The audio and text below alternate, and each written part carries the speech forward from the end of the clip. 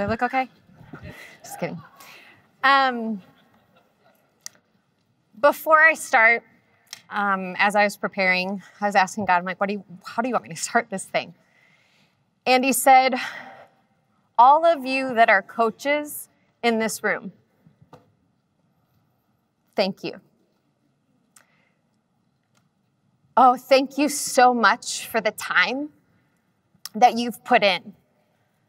Thank you for the pressing. Thank you for leaving your families to come to us to make our lives better. And I'm going to tell you, without you, my husband and I would probably not be married. My practice would probably not be open. And Mark Wolfman, I would be master produce section organizing at Whole Foods. That was my lawnmower moment. Screening at grocery stores, I was like, I could totally stack those apples so much better and it'd be so great. That's where I would be without you. And so coaches, gosh, I just pray a special blessing over you. I do.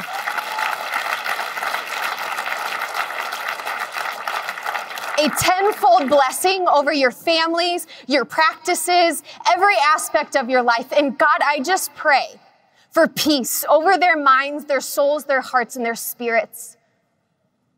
And God, even for me today, I just pray that you do what only you can do. Break the chains. So, anybody ever been to Cheesecake Factory? Raise the hands. So every year, we have a patient, and she gives us a Cheesecake Factory gift card. And I'm thankful. I actually really am super thankful every time she gives it. But I get anxiety about it. Do you guys know how many options there are on a Cheesecake Factory menu? I looked it up because I was like, how many are there? There are more than 250 dishes made from scratch every day. Over 250 dishes. Insane. But some of you love that idea. Like, give me all the options. I can go there. You want Greek? Cheesecake Factory. You want Mexican? You can go to Cheesecake Factory. And if you are like our family, my father-in-law is the pickiest eater that there is. And Gare Bear, if you are watching, I love you. But we have to hide vegetables still in his food, puree it up like a child, and put it in things so that he'll eat it. If he sees an onion or a tomato, game over. So Cheesecake Factory, good idea for our family. But this isn't about your food choices and what restaurants that you pick or choose to go to. The reality is that we have so many options today. You have options on what you're going to wear today, tomorrow, the next day. You have a lot of options. You have a lot of options on whether you're going to be in level 1 certainty, level 2 certainty, level 3 certainty, level 4 certainty. You have options. You have options on what kind of coffee that you're going to go order at Starbucks. You have options on what gym you're going to go to, what podcast you're going to listen to, what music you're going to listen to. Our options are completely and totally limitless. But here's the thing. We always like to keep these options open. Some of you, you don't commit to anything because you know what? Another option might come along. Somebody invites you somewhere on Monday for Friday, and you're like, oh, I don't know, something better might come along on Tuesday, Wednesday, Thursday, so I'm just going to keep my options open. Some of you are like, I'm not going to commit to maybe a relationship that you're in because I just want to keep my options open. Maybe your work, maybe chiropractic, CAs. You're like, you know what? I'm not going to totally commit to this whole chiropractic thing because I just want to keep my options open. So this talk is for all of you yeah butters. I'm a recovering yeah butter. December 13th, I quit the yeah buts. Because what I feel like is that through this entire seminar, you've heard amazing things and you're like, there's no disagreeing it at all, but yeah, but. 2 weeks prior to this December 13th, I just freaking gave up on working out. I was like, I am done. Done. This is what it looked like though, because I was still a yeah butter. I'd wake up. Actually, it's the night before. And if you know from Dr. Joelle and all of our coaches, they say, the night before, make sure you pack your bags and get out your clothes so then it's ready. You don't need any other options. You just put it all there. You grab it, you go, and here you are. So every night, I would pack my bag for working out, get ready. I was pumped. I was like, yeah, alarm goes off. Not working out today. And the dialogue was like, you know what? You should really work out today. I'm like, yeah, but I'm tired. It's like, okay, just sleep in. You can work out at noon. So I'm like, okay, sweet. So I just justified in my head. But then I wake up, alarm goes off. I have to unpack my bag because all my work clothes are inside of there that I've already prepared. So then I have to do that. And then I have to pack my bag again because I'm going to work out at noon. Noon comes around. It's time to work out. Yeah, but you have so many things that you need to do. You have emails. Remember that patient that you told that you were going to send that and you never did? Yeah, you're right. I'll work out after shift. Okay, cool. Good. After shift comes, here I am. Time to work out. You guys get it? Cassie, you should really work out. Yeah, but you're tired. You've had a really long day. Tomorrow's going to be a busy day. You got to be rested. You got to be ready for your patients when they come in. Do it tomorrow. 2 weeks of this, I'm not kidding you, every single day, it looked like that for 2 weeks.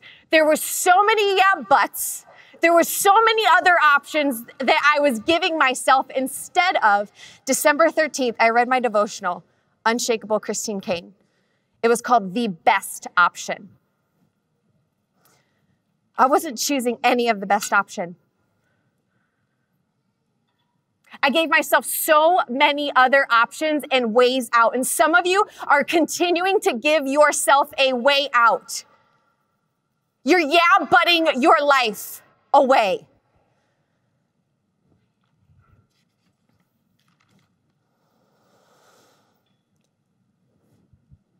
When I was thinking about this, I was like, where do I in my life have one option and there is no other options? It's my marriage to my husband.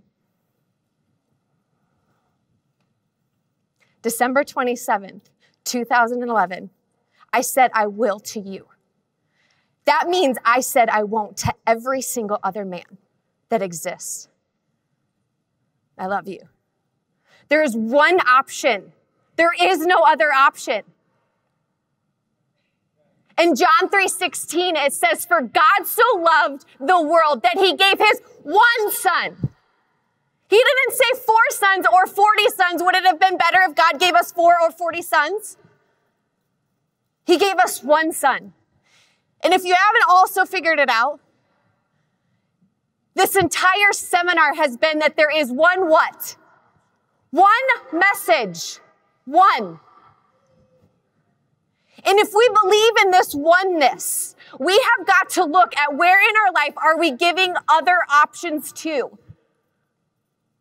So on December 31st or December 13th, what did I do? I got my ass up and I worked out. I did.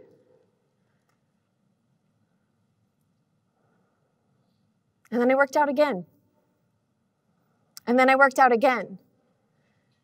Because when DeMartini came up here, I realized, because I reflected back on that moment.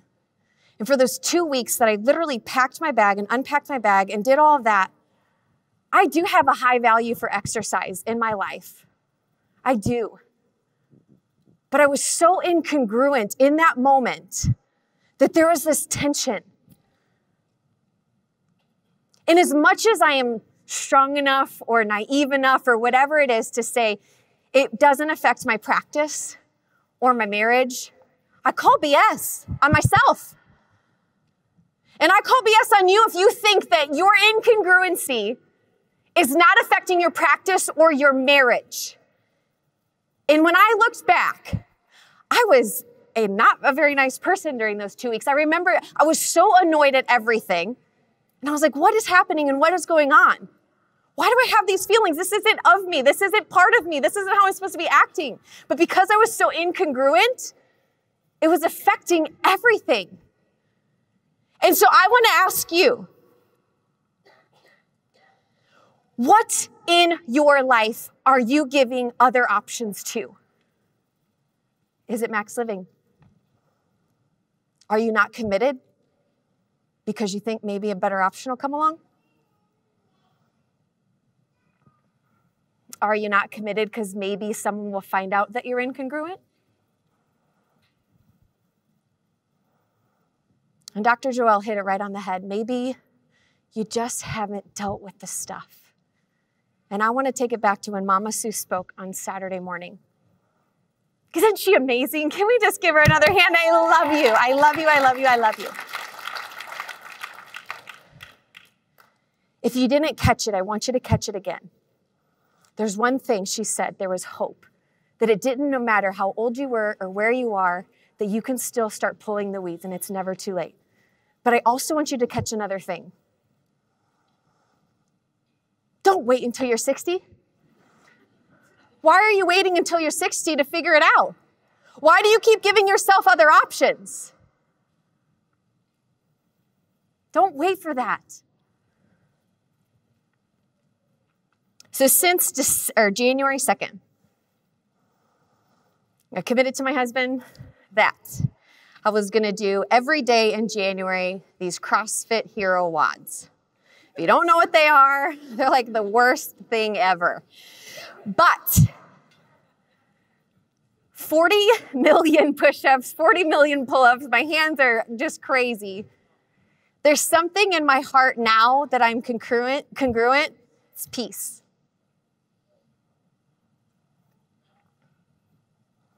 The torment that you might feel, the just like tension that you're feeling, the shame and the guilt that you're feeling, I promise you on the other side of it is peace. And it also helps when your husband listens to David Goggins like all the time in your house. If you don't know David Goggins, he's the one that wrote The Can't Hurt Me. We have a joke right now, and it's, if we don't want to do something, it's what would David Goggins do? And so we just think of it in our head, and we do it anyway. So last story. This past Sunday, pastor spoke on fasting because our church did a fast started on Wednesday. We're going to do it for 10 days. If you know me, any part of me, I'm notorious for sucking at fasting. I eat a bag of chips on day 1 and it's over. So I'm not very good at it. But what happened because of this change of no other options, the fast wasn't supposed to start till Wednesday. We're at church on Sunday. And I hear God and he just says, Cass, I want you to fast today, starting today, until after your talk. I don't know what I'm gonna eat after this, but it's probably gonna be something good. But all the yeah buts started coming back in. Yeah, but God, like I just bought groceries yesterday. Yeah, but there's a seminar coming up, God. You want me to fast at a seminar? God, I've actually never done this before. Like day 1, I eat chips. Don't you know who I am? But December 13th, you settle it in your heart.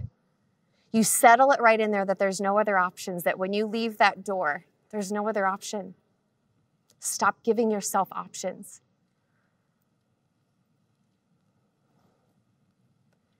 I'm going to leave you with this last part. It's from Jen Johnson from Bethel. It's one of her songs, and it's just been in me through all of this. It says, I know it's all you got to just be strong.